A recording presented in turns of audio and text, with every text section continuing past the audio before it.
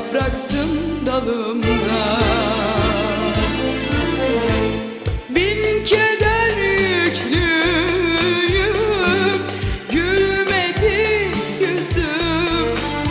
Bir gece kalsın yanımda, dinlensin gönlüm.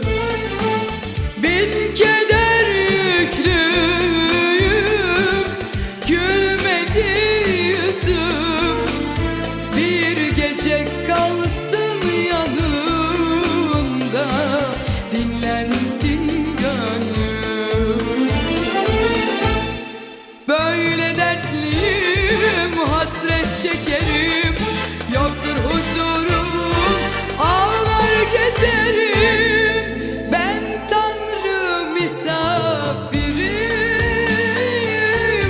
yersiz bir garibim. Ben Tanrı misafirim, yersiz bir garibim. Bana bir yer ver kalbinde, benimdir diyeyim.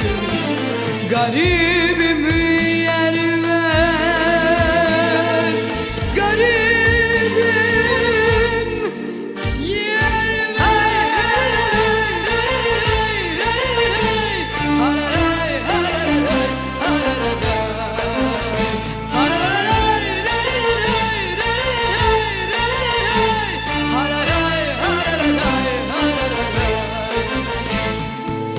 Kalbimin esrarı çözülsün varsın.